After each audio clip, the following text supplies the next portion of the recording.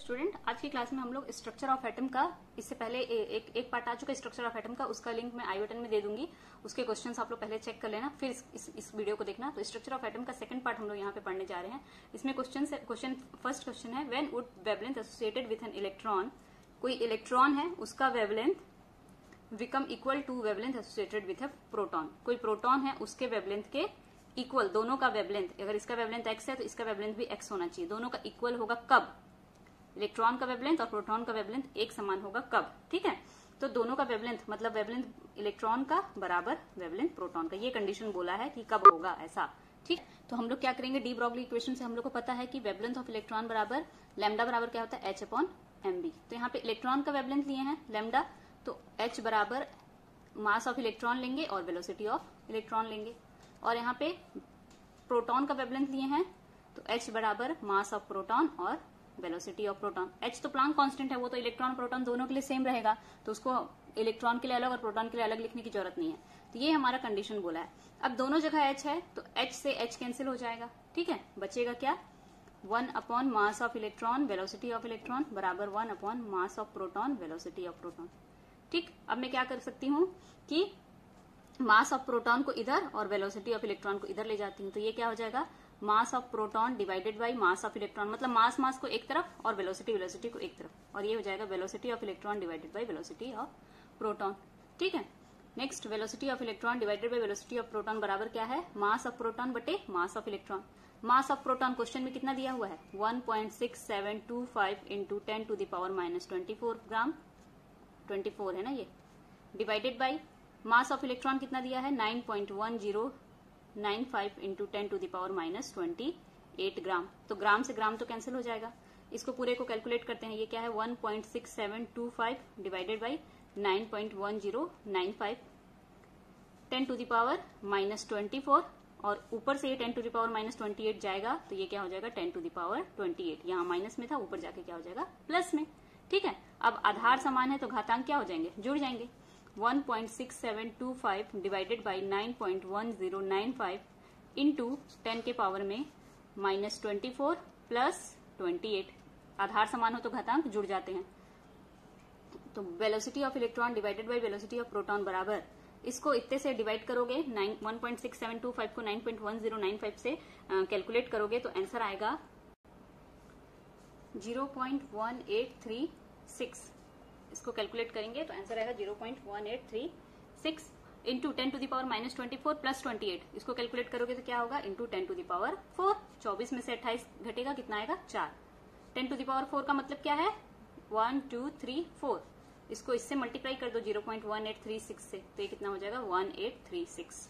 तो velocity of electron divided by velocity of proton कितना आया, 1836। तो अगर हमको वेलोसिटी ऑफ इलेक्ट्रॉन चाहिए तो क्या हो जाएगा, वेलोसिटी ऑफ इलेक्ट्रॉन बराबर 1836 इंटू वेलोसिटी ऑफ प्रोटॉन।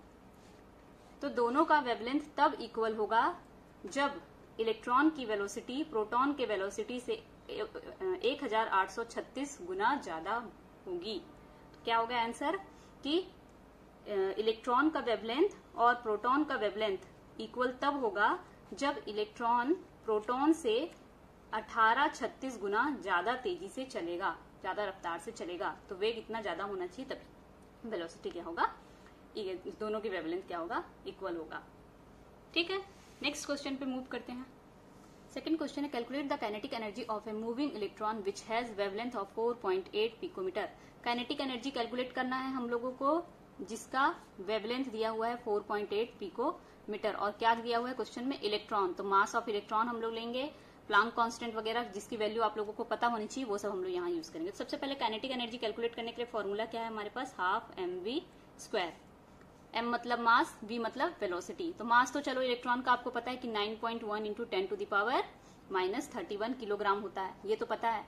लेकिन वेलोसिटी तो क्वेश्चन में दिया नहीं है, तो वेलोसिटी हम लोगों को निकालनी पड़ेगी। तो वेलोसिटी निकालने के लिए हम लोग क्या करेंगे, डी ब्रॉगली इक्वेशन लेंगे। डी ब्रॉगली इक्वेशन क्या होता है, लैम्डा बराबर h/mv। यहाँ से v निकल जाएगा क्योंकि लैम्डा दिया हुआ है ना, लैम्डा का वैल्यू दिया हुआ है। तो यहाँ पे क्या क्या दिया है, देखो लैम्डा बराबर दिया हुआ है 4.8 पिकोमीटर। अब पिकोमीटर को हम लोग मीटर में चेंज करेंगे, तो पिकोमीटर 1 मीटर बराबर होता है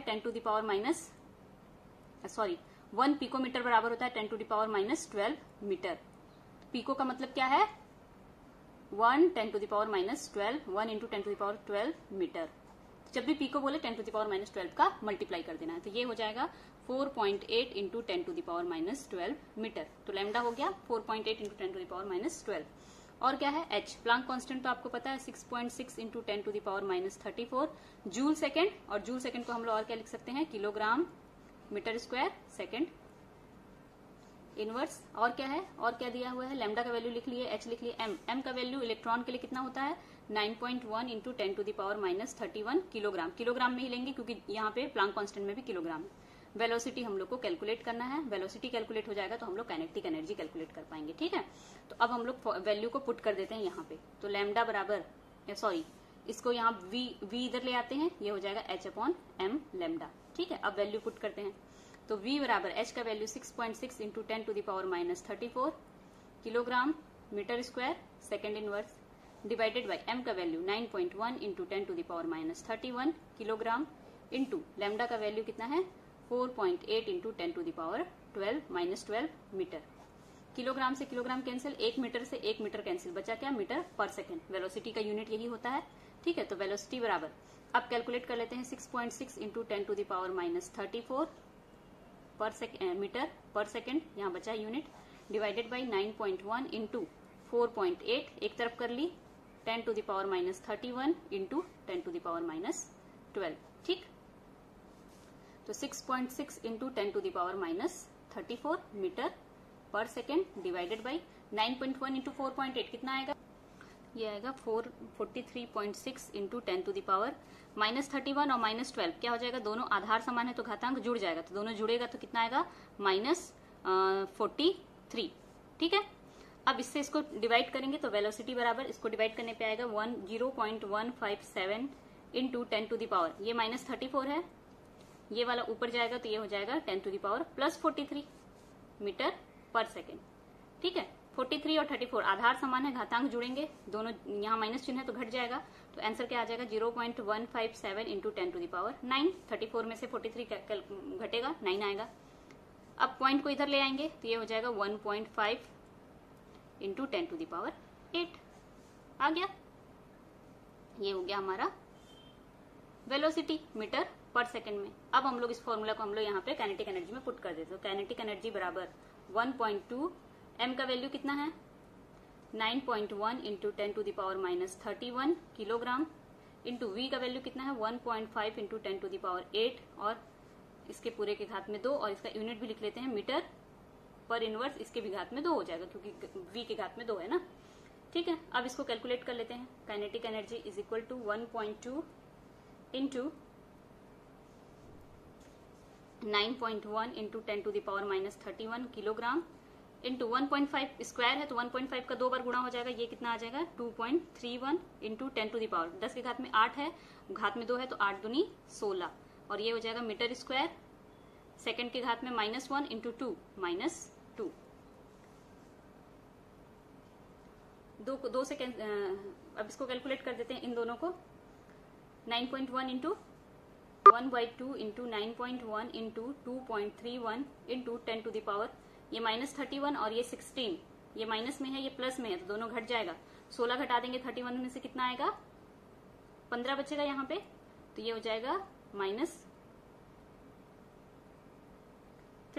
ठीक है, मीटर स्क्वायर सेकेंड इनवर्स। अब इसको कैलकुलेट करेंगे इन दोनों को और ये 2 से डिवाइड करेंगे तो ये आएगा 1.051 इंटू 10, एक्चुअली आता है 0.10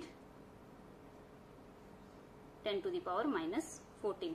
इसको अगर हम लोग पूरा कैलकुलेट करके देखें तो क्या आता है मैं बता रही हूँ। ये कैलकुलेट करने पे आता है 9.1 2.31 को मल्टीप्लाई करोगे तो ये आएगा 1/2 into 1.02 into 10 to the power -15 है। ठीक है, अब इसको इससे डिवाइड कर देंगे तो ये हो जाएगा 10 into 51 into 10 to the power -15। अब पॉइंट को हम लोग इधर ले जाएंगे तो ये 1.05 इंटू पॉइंट इधर गया है तो यहाँ से 1 दशमलव कम हो जाएगा 10 टू द पावर -14। ये हो गया हमारा आंसर मीटर स्क्वायर सेकेंड पर सेकेंड स्क्वायर, मीटर स्क्वायर पर सेकेंड स्क्वायर। ठीक है, अच्छा 1 किलोग्राम भी कहीं बचा, हाँ ये वाला किलोग्राम भी बचा है ना, तो ये किलोग्राम, ये किलोग्राम। अब ये किलोग्राम मीटर स्क्वायर पर सेकंड स्क्वायर को हम लोग क्या बोलते हैं, जूल। तो ये क्या हो जाएगा, काइनेटिक एनर्जी बराबर 1.051 इंटू 10⁻⁻14 जूल। ये हमारा आंसर हो जाएगा।